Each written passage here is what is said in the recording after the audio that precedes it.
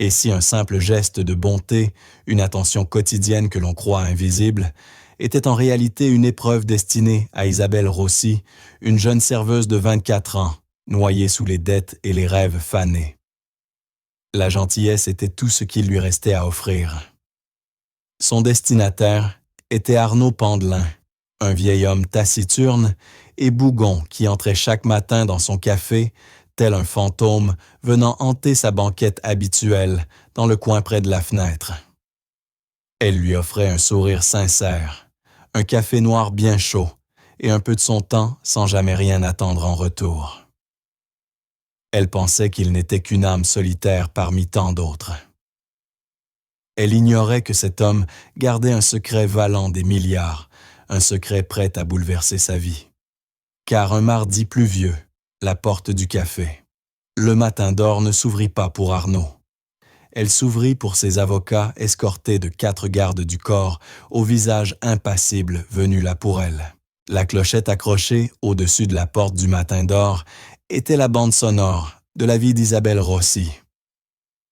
Ce n'était pas une sonnerie joyeuse, c'était un tintement métallique et fatigué, annonçant l'arrivée d'un autre client en manque de café, d'une autre assiette à servir, d'un autre euro espéré dans le pot à pourboire.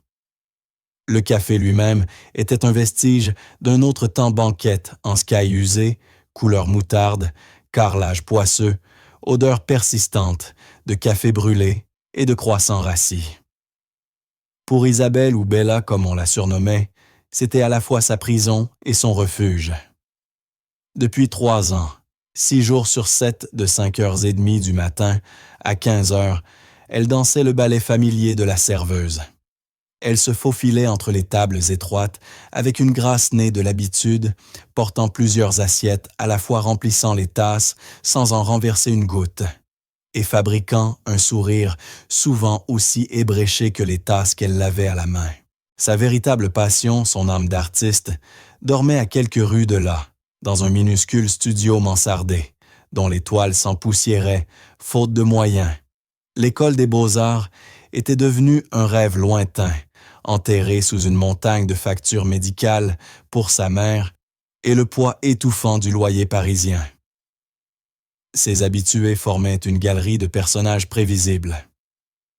François, le chef de chantier, lisait l'équipe en silence et laissait toujours un pourboire d'1 euro, quel que soit le montant de l'addition. 2 secrétaires d'un cabinet d'avocats voisins disséquèrent la vie amoureuse de leur patron autour de leur salade flétrie. Et puis, il y avait Arnaud. Arnaud était différent. Ce n'était pas un client régulier, c'était presque un meuble aussi indissociable du lieu que l'enseigne au néon clignotant dehors. Chaque matin, à 7h15, précise, il poussait la lourde porte vitrée et se dirigeait d'un pas traînant vers la table du fond, toujours la même. Il ne croisait le regard de personne.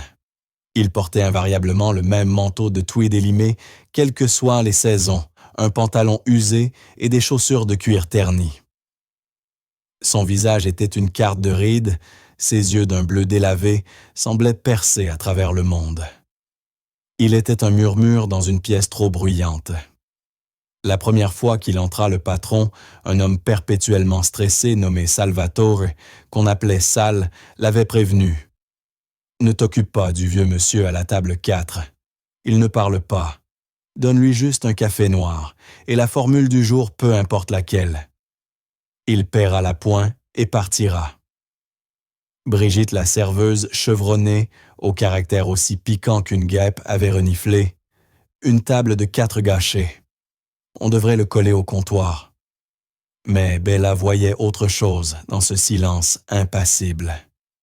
Elle percevait une solitude profonde, une dignité tranquille qui éveillait l'artiste toujours vivant en elle. Alors elle ignora le conseil de son patron. Le premier jour, elle posa le menu devant lui. « Bonjour, monsieur. Je m'appelle Bella. Je vous sers un café pour commencer. » Il grogna sans lever les yeux. Elle lui servit tout de même son café. Quand elle apporta la formule du jour des œufs brouillés et une saucisse grillée, elle remarqua que ses mains tremblaient légèrement lorsqu'il saisit la salière. Le lendemain, elle fit la même chose. Et le jour suivant aussi. Pendant une semaine, ces salutations enjouées se heurtèrent à un mur de silence. Mais Bella était tenace. Le pain grillé a l'air particulièrement bon aujourd'hui, disait-elle parfois, ou bien « Il fait un peu frais dehors, ce café va vous réchauffer ». Puis un lundi matin, environ un mois après le début de ce rituel silencieux, alors qu'elle déposait son assiette, elle le vit peiner à couper sa tartine avec le couteau émoussé du café. Ses jointures, gonflées par l'arthrite, trahissèrent la douleur. Sans réfléchir, elle prit doucement le couteau. « Permettez » dit-elle avec douceur. Elle coupa sa tartine en 4 tranches parfaites et faciles à manger. Pour la première fois, Arnaud leva les yeux. Ses iris pâles croisèrent les siens, et l'espace d'un instant, elle y vit une lueur de surprise, peut-être même de gratitude. Il hocha simplement la tête brièvement, puis retourna à son assiette. C'était une victoire silencieuse. Dès ce jour, un rituel s'installa. Elle lui apportait son café noir, son plat du jour, et coupait toujours son pain grillé en 4. Parfois, elle lui parlait comblant le silence de petites histoires sur sa journée, d'anecdotes amusantes de clients, ou de son rêve d'un jour visiter le Louvre pour voir les chefs-d'œuvre de ses propres yeux. Il ne répondait jamais, mais elle sentait qu'il l'écoutait. Il laissait parfois une petite pièce de plus sur la table, un geste muet qui valait à ses yeux bien plus qu'un pourboire de 20 €. Ses collègues ne cessaient de la taquiner. « Tu parles encore à ton petit ami Bella ?» lançait Brigitte d'un ton moqueur en essuyant le comptoir.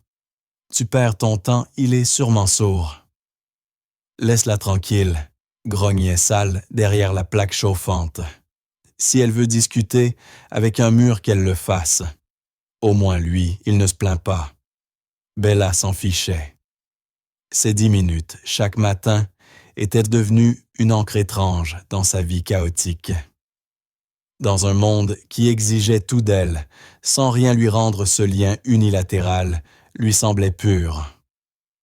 C'était un simple acte de service, un moment de communion silencieuse. Elle ne le faisait ni pour un meilleur pourboire, ni pour des éloges. Elle le faisait parce que lorsqu'elle regardait ce vieil homme solitaire assis à la table du fond, elle voyait un être humain, digne d'un peu de chaleur, même s'il ne pouvait ou ne voulait la demander. Elle ignorait que cette gentillesse apparemment anodine était observée, notée et jugée par un esprit bien plus perçant que quiconque au matin d'or aurait pu l'imaginer. Le mardi commença comme tous les autres. L'air était chargé d'odeurs de pluie et de bacon grésillant. Bella n'avait dormi que 4 heures, ayant passé la nuit au téléphone avec une infirmière de la maison de soins de sa mère, pour parler de nouveaux médicaments et de factures toujours plus lourdes. Une angoisse familière lui serra le ventre, mais elle la repoussa, accrochant son sourire professionnel avant de nouer son tablier. 7h15 passèrent. La table 4 restait vide. Bella jeta un œil à l'horloge, puis à la porte une ride de soucis, plissant son front. Arnaud n'était jamais en retard. Jamais. Il était aussi ponctuel que le lever du soleil. À 7h30, une véritable inquiétude commença à l'envahir. Peut-être était-il malade. Il était âgé après tout. Elle se promit de demander aux autres habitués s'ils savaient où il vivait, même si elle en doutait. C'était un homme-île. À 8h05, la clochette tinta enfin, mais ce n'était pas lui. Le café entier se figea. Même le grésillement sur la plaque de cuisson sembla s'éteindre. 4 hommes entrèrent bâtis comme des armoires vêtues de costumes noirs impeccables et équipés d'oreillettes. Ils avançaient avec une précision fluide, disciplinée, presque incongrue, dans ce petit café collant et usé. 2 restèrent près de la porte, scrutant la salle de leurs yeux immobiles, tandis que les 2 autres s'écartaient pour laisser passer un 5e homme. Il était plus âgé sans doute, dans la soixantaine, les cheveux argentés soigneusement coiffés, le visage anguleux et des yeux d'une intelligence froide. Il portait un costume gris anthracite, taillé sur mesure, probablement plus cher que le salaire annuel de Bella, et tenait à la main une mallette en cuir impeccable. Son regard balaya la pièce avec une expression mêlant dégoût discret et détermination. « Je peux vous aider ?» demanda Sal en essuyant ses mains grasses sur son tablier, sa voix soudain hésitante. L'homme en costume ignora la question. Ses yeux parcoururent la salle jusqu'à se poser sur Bella, figée près de la machine à café, la cafetière encore en main. Il s'avança directement vers elle, ses chaussures italiennes résonnant doucement sur le carrelage. Deux gardes le suivaient, à quelques pas, absorbant tout l'air de la pièce. « Êtes-vous mademoiselle Isabelle Rossi ?» demanda-t-il d'une voix calme, grave, mais d'une autorité qui imposait la réponse. Le cœur de Bella s'emballa. Elle acquiesça la gorge sèche. Qu'était-ce que cela? Avait-elle des ennuis? Était-ce à cause d'une facture ou d'un malentendu? L'homme s'arrêta devant elle et la détailla longuement. « Je m'appelle Maître Marc Duval. Je suis associé principal du cabinet d'avocats Duval-Moreau & Associés. J'étais le conseil personnel de M. Arnaud Pandelin. » Le nom resta suspendu dans l'air.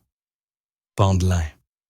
Cela sonnait si formel, si solennel, qu'il fallut à Bella un instant pour relier ce nom au vieil homme silencieux de la table 4.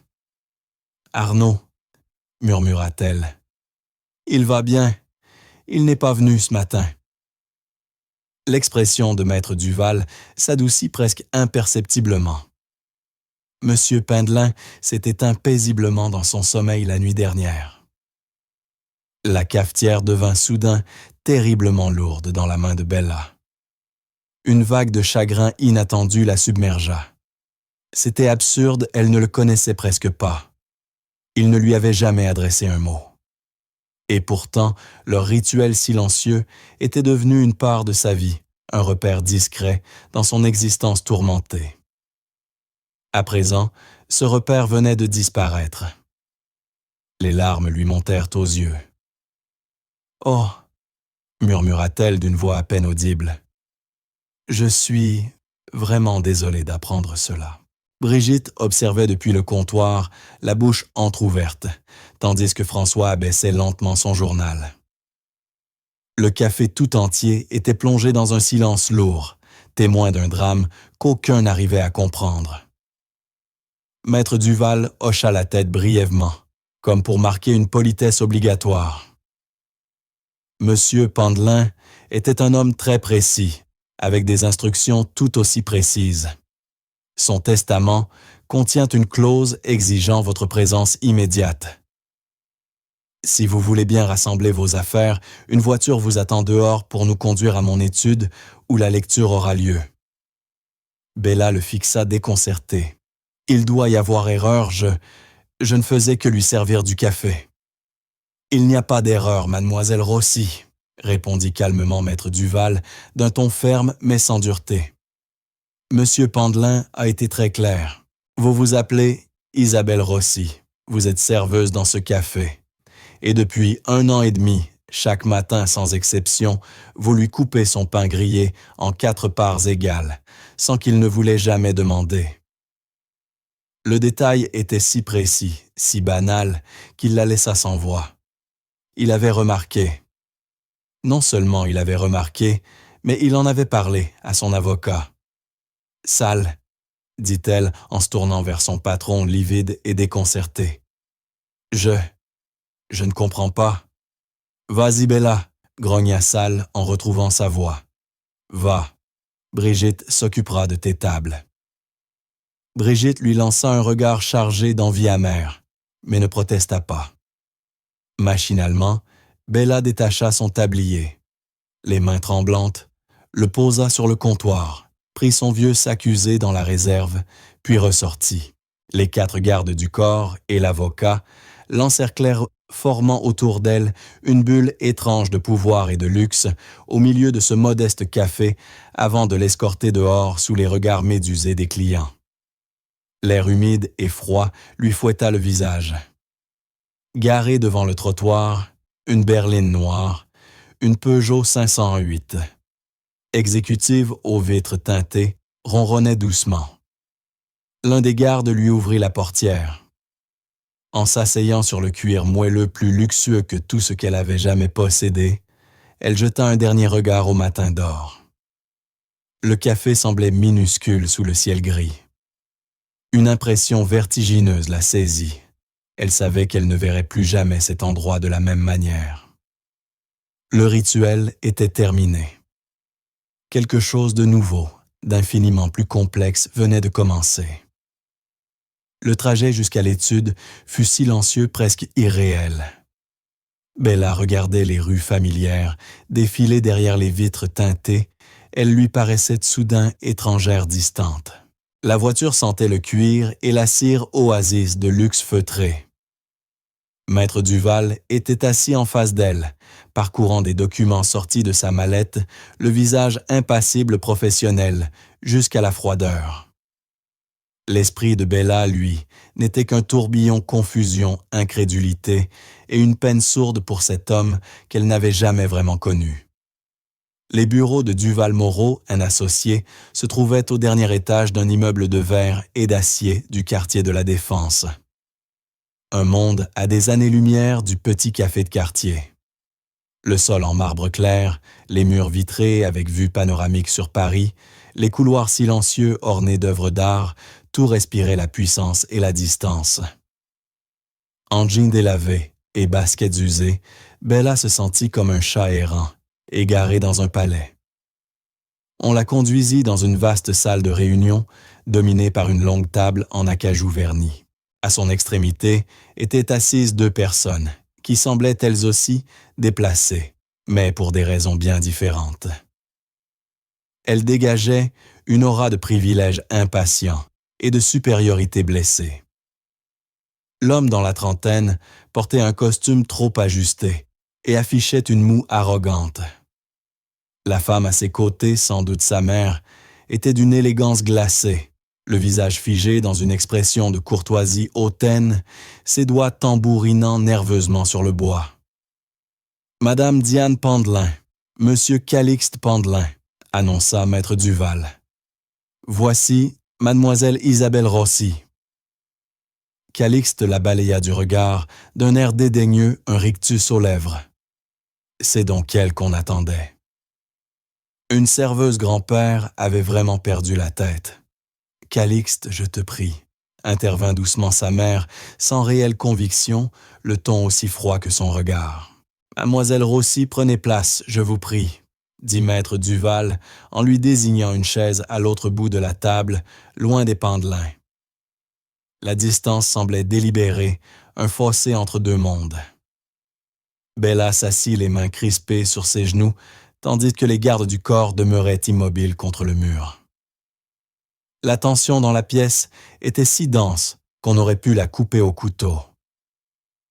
Maintenant que toutes les parties mentionnées sont présentes, nous pouvons commencer, annonça Maître Duval en ouvrant un lourd dossier relié de cuir. Il enfila ses lunettes et commença à lire d'une voix neutre détachée. La plupart des termes juridiques passaient au-dessus de la tête de Bella. Des fonds de dotation à des associations dont elle n'avait jamais entendu parler. Des legs à diverses fondations.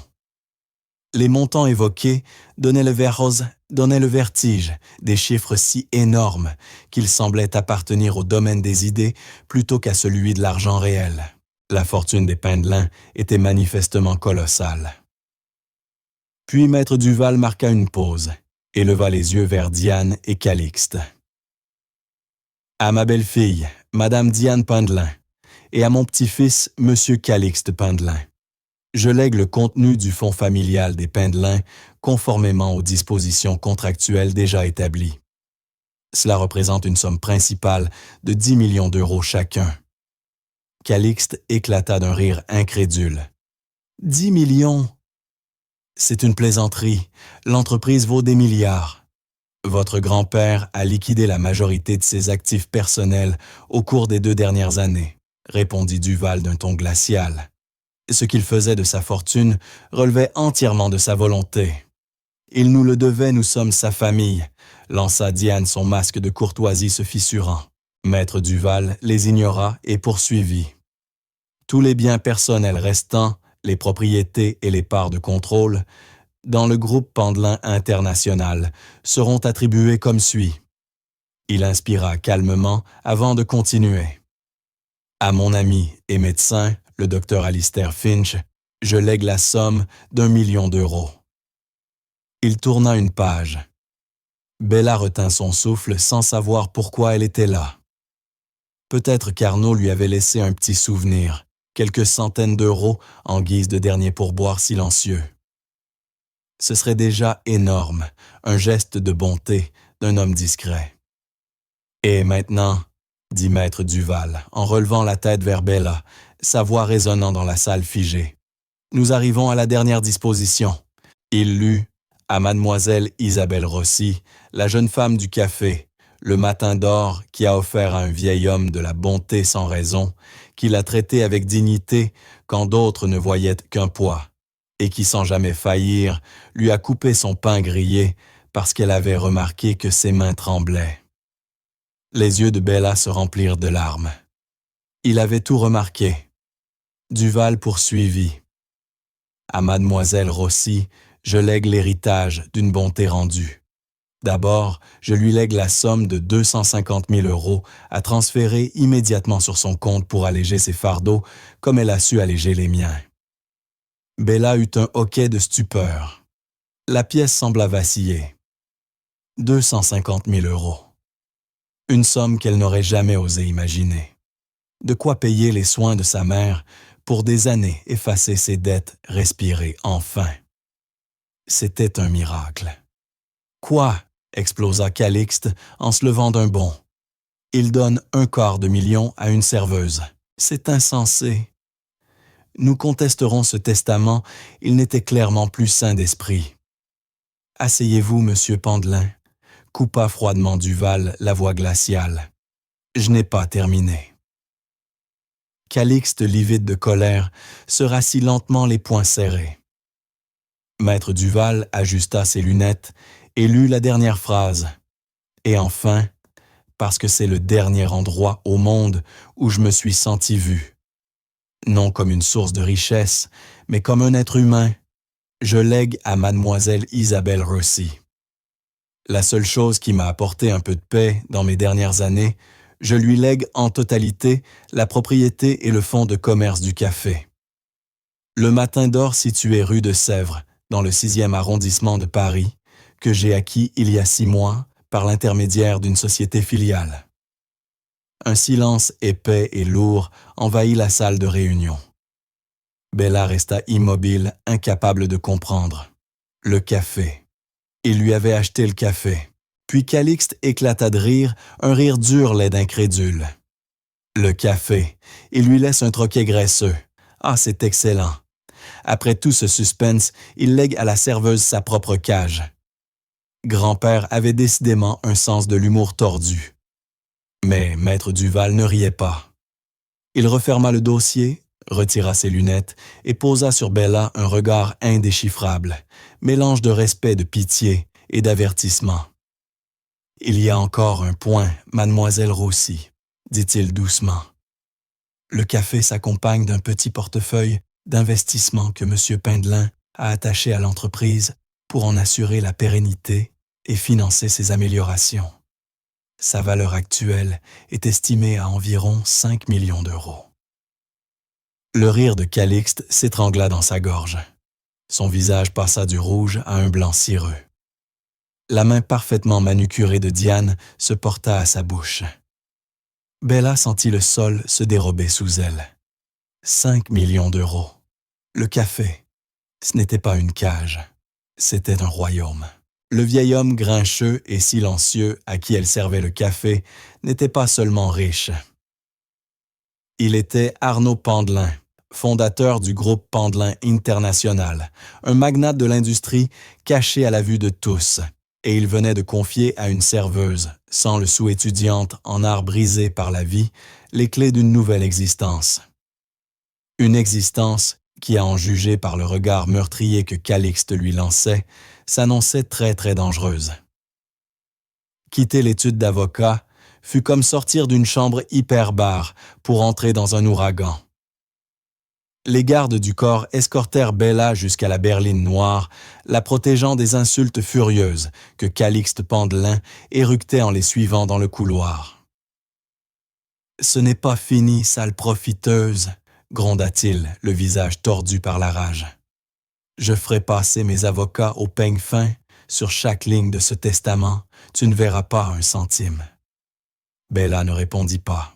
Elle était encore sous le choc, les mots de Maître Duval résonnant dans sa tête. 5 millions d'euros. Le café est à vous. L'avocat lui avait remis sa carte et une chemise remplie de documents. Un conseiller financier vous contactera demain, Mademoiselle Rossi. Ne parlez à personne, surtout pas au Pandelin. S'il vous approche, appelez-moi immédiatement. Arnaud, ou plutôt Monsieur Pandelin, avait prévu leur réaction. La voiture la déposa devant son immeuble décrépit du 11e arrondissement. Le contraste était saisissant. Une minute auparavant, elle était entourée de marbre et de milliards. La suivante, elle gravissait ses escaliers grinçants, couverts de poussière. Elle déverrouilla la porte de son minuscule studio et entra serrant la chemise contre elle comme une bouée de sauvetage. Les toiles s'empilaient contre les murs, l'isole vide, dans un coin témoin silencieux d'une vie mise en suspens. La première chose qu'elle fit fut d'appeler la maison de soins où vivait sa mère. La voix tremblante, elle demanda à parler. Au responsable financier, régla le solde de toutes les factures en retard, puis paya 2 années d'avance, exigeant une chambre privée et les meilleurs soins possibles. Le soulagement qui la submergea fut si intense qu'elle en tomba à genoux. Elle pleura non de tristesse, mais d'une délivrance écrasante, après des années à porter un poids trop lourd. Le lendemain matin, Bella ne se rendit pas au café. Elle en était incapable. Que pourrait-elle dire? Comment affronter leur regard? À la place, elle alla à la banque avec le chèque de 250 000 € que Maître Duval avait préparé pour elle. Le directeur qui la traitait d'ordinaire avec une politesse distante l'accueillit cette fois avec un empressement obséquieux et la fit entrer dans son bureau privé. Le monde commençait déjà à changer autour d'elle. L'après-midi venu, elle comprit qu'elle ne pouvait pas se cacher éternellement. Elle devait leur faire face. Inspirant profondément, elle parcourut les rues familières menant au matin d'or. C'était l'heure du déjeuner. Par la vitre, elle aperçut Brigitte débordée et sale en train de transpirer derrière la plaque de cuisson. Elle poussa la porte. La petite clochette tinta. Toutes les têtes se tournèrent. Les conversations s'interrompirent. Sale leva les yeux du grill, la spatule à la main. Brigitte, un plateau de burgers suspendu, resta figée. Tous avaient entendu la nouvelle. La rumeur partie de François témoin de l'arrivée des avocats s'était répandue comme une traînée de poudre. « Bella » balbutia Sale incertain. « Salut Sale » répondit-elle d'une voix étonnamment calme. Elle s'avança jusqu'au comptoir. « J'imagine que vous êtes déjà au courant. »« On dit que t'as touché le gros lot » lança Brigitte en reposant lourdement son plateau. Sa voix trahissait une jalousie acérée. « T'es devenu trop ben pour venir bosser, c'est ça? » Brigitte, avertit Sale. « Ce n'est pas grave, » dit Bella doucement.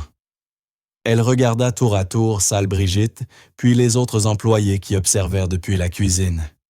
Ces gens avaient été sa famille de fortune, son univers. « C'est vrai, dit-elle. Arnaud, Monsieur Pandelin m'a laissé de l'argent et il m'a aussi laissé le café. » Un murmure incrédule parcourut la salle. La spatule de Sale tomba sur la plaque brûlante, dans un claquement métallique. « Quoi ?» bégaya-t-il. « Ce café m'appartient. Je l'ai ouvert il y a 30 ans. » Le cœur de Bella se serra. C'était le moment que Maître Duval lui avait dit de redouter. Elle ouvrit la chemise, sortit un document et le posa sur le comptoir. D'après ceci, Sal, tu as vendu le café, il y a 6 mois, à une société appelée AP Holdings. Tu travailles depuis comme gérant salarié. Sal pâlit. AP Holdings. Ils m'ont proposé une somme folle, bien au-dessus de la valeur du lieu. Je croyais que c'était un promoteur qui allait tout raser. Jamais je n'aurais imaginé. Il s'effondra sur un tabouret abasourdi. Donc, tout ce temps, je bossais pour le vieux monsieur, et maintenant, je bosse pour toi. L'absurdité de la situation frappa tout le monde. Isabelle Rossi, la serveuse discrète dont on réduisait souvent les heures, était devenue leur patronne. Brigitte éclata d'un rire amer. « Quelle belle histoire, tiens! Alors, patronne, tu comptes nous virer et embaucher tes copines? » Le défi resta suspendu dans l'air. C'était son premier test. Tous les regards convergeaient vers elle. Elle sentait la méfiance, l'envie, la peur. Son ancienne vie venait de s'effondrer. Elle n'était plus l'une des leurs, elle était l'autre, la propriétaire. Bella inspira profondément, repoussant son propre vertige. Elle pensa à Arnaud, à sa dignité silencieuse. Qu'aurait-il voulu qu'elle fasse? « Personne ne sera licencié, » déclara-t-elle d'une voix claire et assurée, se surprenant elle-même. « Rien ne change pour l'instant, » dit Bella d'une voix ferme. « Sal, tu es le meilleur cuisinier de grillade de tout Paris. Brigitte, tu gères 6 tables en pleine affluence, sans transpirer. Ce lieu fonctionne grâce à vous. Moi, je ne connais rien à la gestion d'un commerce. Je vais avoir besoin de votre aide. » Son honnêteté fit retomber une partie de la tension. Sal releva les yeux, une lueur d'espoir au fond du regard. Brigitte, elle fronça les sourcils sceptiques. « Alors, c'est quoi ton grand projet ?» lança-t-elle d'un ton sec. « On va servir du champagne et du caviar maintenant. »« Non, » répondit Bella, un mince sourire effleurant ses lèvres pour la première fois. « Mais je vais acheter une nouvelle machine à café, un aiguiseur pour les couteaux, et on va enfin réparer la climatisation. » C'était exactement ce qu'il fallait dire. Quelques rires étouffés fusèrent depuis la cuisine. Ces petites misères quotidiennes faisaient partie de leur vie. Les entendre reconnus par leur nouvelle patronne, autrefois collègue, avait valeur de promesse. À ce moment, la clochette de la porte tinta de nouveau. Un livreur en uniforme entra tenant un paquet. Livraison pour mademoiselle Isabelle Rossi. Il lui tendit une boîte fine et élégante, frappée du sceau du cabinet Duval-Moreau et Associés. Intriguée, Bella signa le reçu et ouvrit la boîte. À l'intérieur, posée sur un velours sombre, reposait une clé en laiton ancienne et une lettre manuscrite sur un papier crème épais. L'écriture tremblée mais nette était celle d'Arnaud Pandelin. « Ma chère Isabelle, commençait la lettre, si tu lis ceci, alors le monde connaît désormais mon secret, et tu as reçu mon présent. L'argent est pour ta liberté. Le café est pour ton cœur. Cette clé, elle est pour ton avenir. Elle ouvre mon cabinet privé. Marc sait où. Va-y. Comprends. Pourquoi? Parce que c'est la dernière volonté d'un vieil homme. Une clé. Un cabinet secret. » Bella releva la tête, le cœur battant. L'héritage n'était pas seulement une question d'argent ou de mur. C'était un mystère. Et en repensant au visage méfiant de ses employés et aux menaces pleines de venin de Calixte Pandelin, elle comprit qu'elle devait résoudre ce mystère si elle voulait vraiment s'approprier cette nouvelle vie. L'adresse que Maître Duval lui avait donnée pour la résidence privée d'Arnaud se trouvait sur l'avenue Foch dans un immeuble haussmannien, en pierre de taille, doté d'un porche couvert et d'un concierge à l'allure d'ancien militaire. Quand le taxi s'arrêta, Bella sentit une bouffée d'intimidation la submerger. Elle portait la plus belle tenue qu'elle possédait, une robe noire simple achetée d'occasion, mais elle se sentait tout de même déplacée. Maître Duval l'attendait dans le hall, le visage grave. « Il n'a laissé entrer personne ici depuis plus de 10 ans, expliqua-t-il, pendant qu'il montait dans un ascenseur à parois de bois poli. Pas même sa famille. Il gérait tout depuis le siège du groupe. Cet appartement, c'était son sanctuaire. L'ascenseur s'ouvrit directement sur le penthouse. Bella fit un pas et retint son souffle. L'appartement était immense, baigné de lumière, avec de larges baies vitrées, offrant une vue panoramique sur le parc Monceau. Mais ce qui la bouleversa, ce n'était ni la taille ni la vue, c'était l'art. Les murs étaient là couverts de chefs-d'œuvre. Un Monet trônait au-dessus de la cheminée, ses nymphéas vibrant sous la lumière. Une sculpture de danseuse de Degas reposait sur un piédestal. Un petit autoportrait de Van Gogh fixait le visiteur d'un regard fiévreux. C'était un musée privé d'un goût irréprochable. Il était l'un des collectionneurs d'art les plus discrets du monde, murmura Maître Duval en observant sa réaction. Voilà ce que Calixte convoitait réellement. Cette collection n'a pas de prix. L'appartement impeccable dégageait pourtant une solitude glaçante. Pas de photos de famille, pas de désordre, seulement de l'art, et des meubles parfaits, une cage dorée.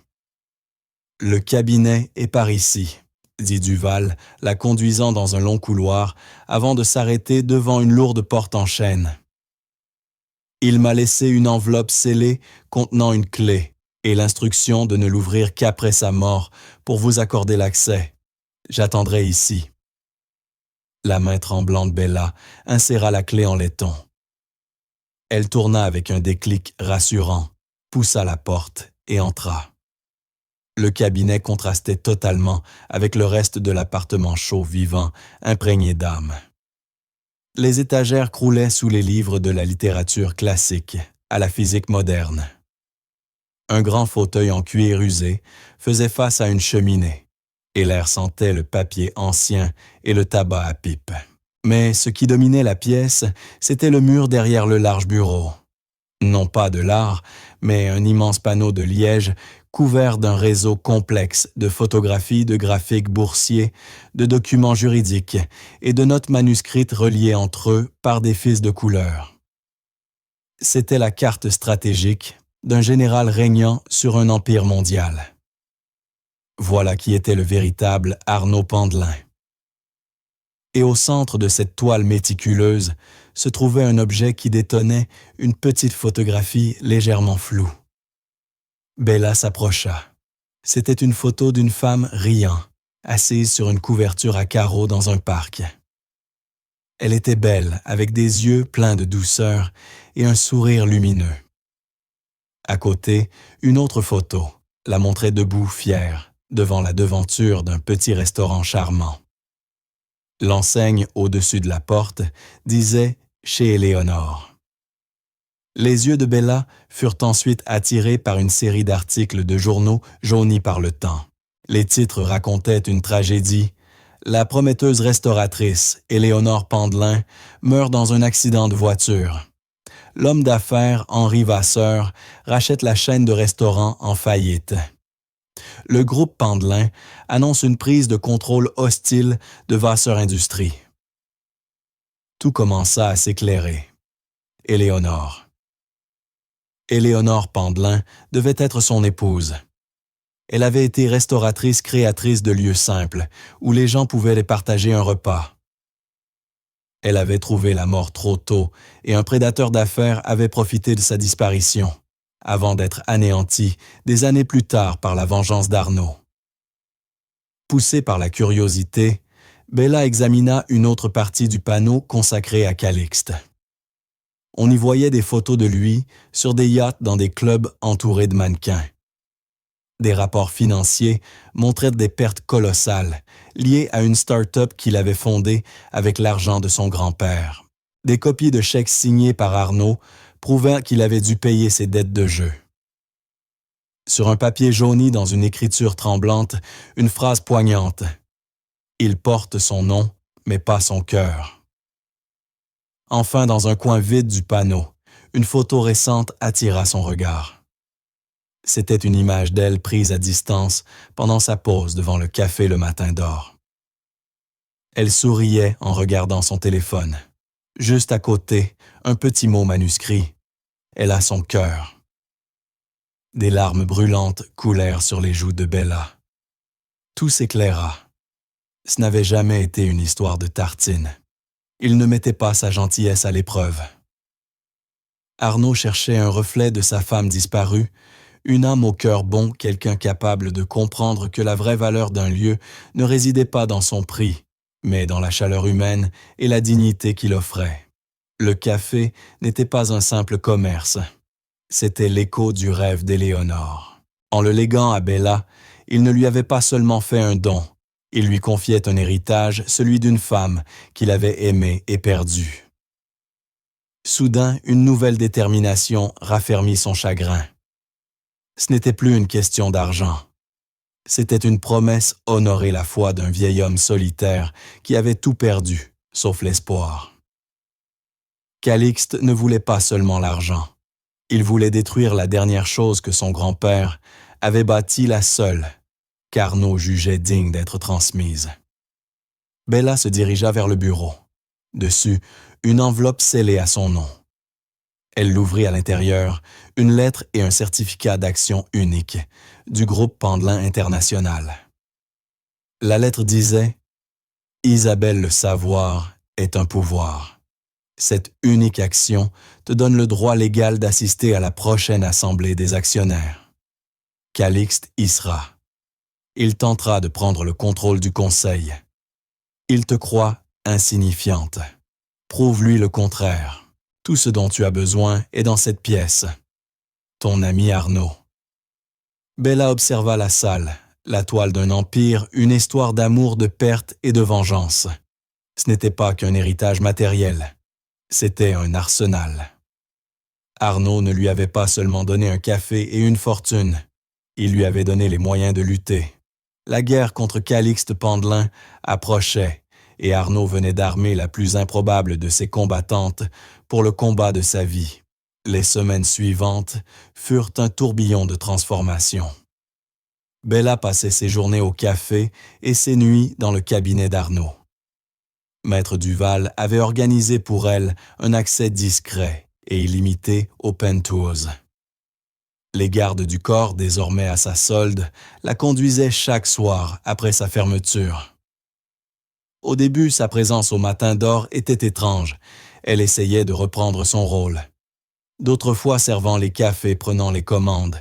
Mais Sal et les autres s'y opposaient. « Tu es la patronne Bella », lui dit Sal doucement un après-midi, lui retirant la cafetière des mains. « Tu devrais être dans le bureau à regarder les comptes. Laisse-nous faire. » Il avait raison. Elle se replia dans le petit bureau encombré à l'arrière et se mit à apprendre. Avec l'aide du conseiller financier choisi par Arnaud, elle commença à comprendre les marges bénéficiaires, les chaînes d'approvisionnement et la gestion des salaires. Le portefeuille de 5 millions n'était pas une simple somme dormante. C'était un fonds soigneusement géré, destiné à générer un revenu stable suffisant pour couvrir les dépenses du café et lui verser un salaire confortable. Elle augmenta les salaires de tout le personnel, en commençant par Sal et Brigitte. Brigitte, son ancienne critique la plus féroce, fut la plus difficile à convaincre. Elle observait Bella avec méfiance, comme si elle attendait qu'elle fasse une erreur. Le tournant eut lieu un après-midi étouffant, quand le vieux climatiseur rendit l'âme dans un râle. Et un nuage de fumée, la cuisine se transforma en fournaise. « C'est bon, je démissionne », lança Brigitte en jetant son tablier. « Je ne travaille pas dans un sauna », l'ancienne Bella aurait supplié. La nouvelle hocha simplement la tête. « Tu as raison », dit-elle calmement. « Ce n'est pas acceptable. » « Très bien, je démissionne », lança Brigitte en jetant son tablier au sol. « Je ne travaille pas dans un sauna. » L'ancienne Bella aurait supplié chercher à la retenir. Mais la nouvelle se contenta d'acquiescer calmement. « Tu as raison », dit-elle d'une voix posée. « Ce n'est pas acceptable. » Elle prit aussitôt le téléphone Et en moins de 2 heures, une équipe de techniciens était sur place, installant un tout nouveau système de climatisation professionnelle haut de gamme. Elle régla la facture d'urgence sans hésiter. Le lendemain, le café était frais et confortable. Brigitte revint travailler, ne dit pas un mot, mais commença à l'appeler « patronne ». Et pour la première fois, le mot n'avait rien d'une insulte. Bella venait de gagner un peu de respect, pas par des discours, mais par ses actes. Ses nuits appartenaient à un autre monde. Dans le cabinet d'Arnaud, elle devint l'élève du pouvoir. Sous la tutelle réticente de Maître Duval, elle apprit à démêler la toile complexe du grand panneau de Liège. Elle découvrit les mécanismes des sociétés écrans, des rachats par effet de levier, des batailles de procuration. Elle lut les journaux intimes d'Arnaud, remplis d'observations sur le monde des affaires et de confidences sur sa douleur inextinguible pour Éléonore. Elle comprit la témérité de Calixte, ses projets hasardeux, financés par l'argent de son grand-père, ses dettes de jeu que ce dernier avait dû couvrir, et sa rancune profonde envers celui qu'il ne parvenait jamais à égaler. Puis elle découvrit le coup de maître d'Arnaud. Durant ces dernières années, il avait méthodiquement démantelé certaines divisions de son groupe, rendant l'entreprise plus légère, mais aussi plus vulnérable.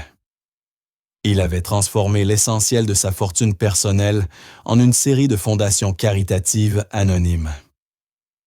L'héritage de Calixte avait été volontairement limité.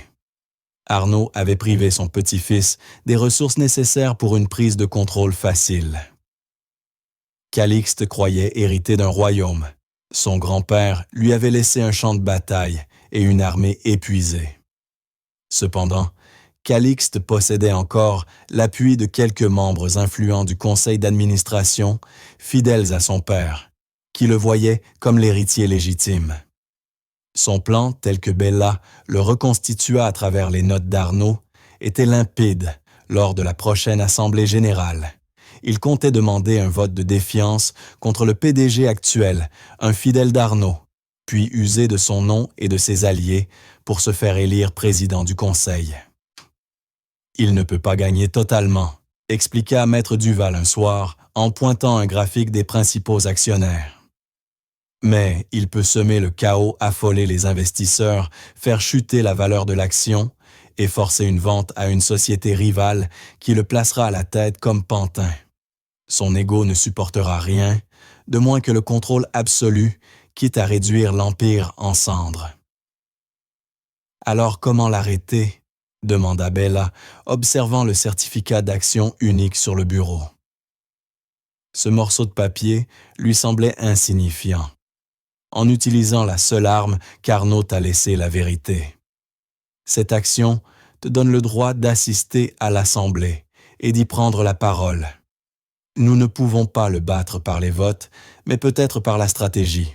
Ils passèrent des nuits entières à élaborer un plan audacieux risqué, qui reposait entièrement sur la capacité de Bella à affronter la scène la plus importante de sa vie, et à convaincre une salle remplie de requins qu'une simple serveuse comprenait mieux l'esprit d'Arnaud que son propre héritier.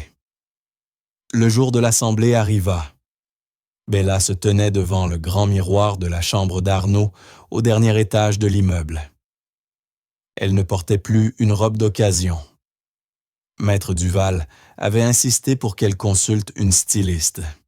Elle était vêtue d'un tailleur bleu marine, parfaitement ajusté. Ses cheveux relevés en un chignon soigné révélaient un visage serein maîtrisé. À l'intérieur, pourtant, son cœur battait comme un oiseau prisonnier.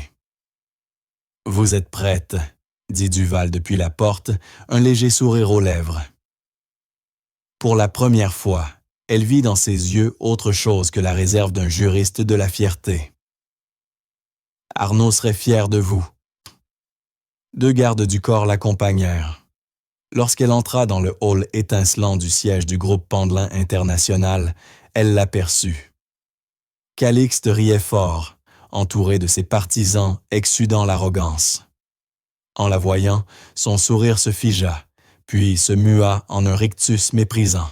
« Tiens, tiens, voilà la serveuse. »« Tu viens servir le café, chéri, » lança-t-il assez fort pour que tout le monde entende. Ses acolytes éclatèrent de rire. Bella ne répondit pas. Elle planta son regard dans le sien impassible. « Je suis actionnaire, Calixte, » dit-elle d'une voix claire et ferme. « Et j'ai parfaitement le droit d'être ici. » Puis elle le dépassa tête haute, entrant dans la salle du conseil, le repère des lions, le laissant bouche bée. La bataille venait de commencer. La salle du conseil ressemblait à un amphithéâtre du pouvoir. Autour d'une table, en nue massive, siégèrent les membres du conseil d'administration, des hommes et des femmes aux visages durs, aux costumes impeccables. Derrière eux, les gradins étaient remplis d'actionnaires majeurs, d'analystes financiers et de journalistes. Guidée par Duval Bella, s'assit au premier rang dans la section réservée aux actionnaires. Elle sentit des dizaines de regards sur elle, curieux sceptiques, chuchotant à son sujet. La réunion débuta par des présentations arides et des rapports financiers interminables. Bella écoutait les mains crispées sur ses genoux. Puis le président du conseil ouvrit la séance pour les nouveaux sujets. Calixte se leva aussitôt. Il avait l'assurance d'un comédien né charmeur sûr. De lui sa voix emplissait la salle.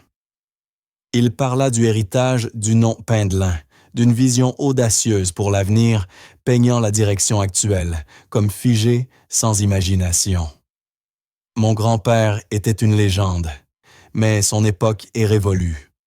Le groupe Pendelin a besoin de sang neuf, d'une nouvelle direction, capable de rivaliser dans le 21e siècle.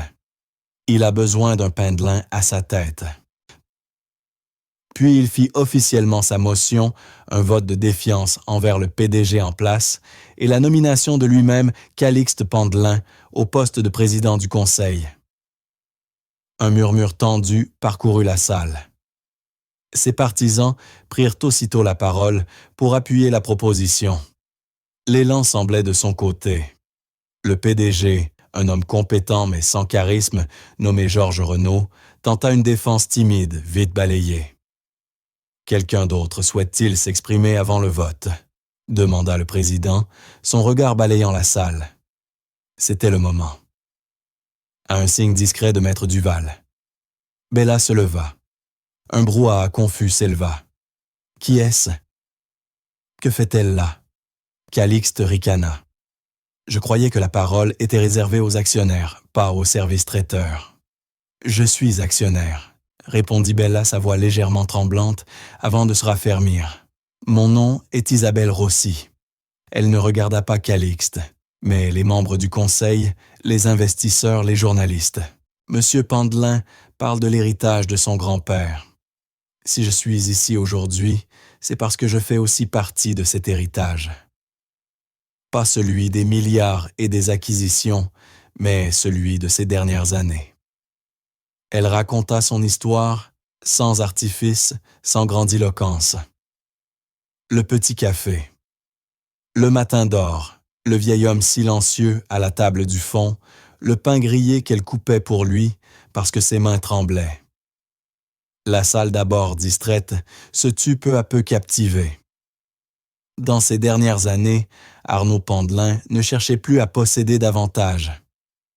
Il cherchait quelque chose d'infiniment plus rare, le caractère.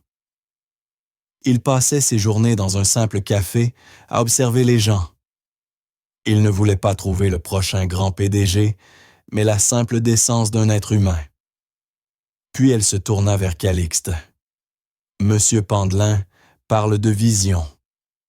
Les dossiers privés qu'Arnaud m'a confiés montrent clairement quelle est sa vision. Duval se leva, plaça un dossier devant le président et déclara « Copie pour le conseil ». Bella poursuivit sa voix vibrante de conviction. Une vision qui a entraîné une perte de 30 millions d'euros dans une start-up vouée à l'échec. Une vision qui a obligé son grand-père à éponger plus de 2 millions de dettes de jeux personnels. Une vision si imprudente qu'Arnaud Pendelin a écrit de sa propre main. Mon petit-fils a l'ambition d'un roi, mais le jugement d'un fou. Il ne lui a pas refusé son empire par rancune, mais par devoir moral, pour protéger cette entreprise du seul homme capable de la détruire. Un souffle d'incrédulité parcourut la salle. Calixte devint écarlate. Ce sont des mensonges, de la diffamation. Vraiment, répondit Bella, son regard fixé au sien. Tout est là noir sur blanc.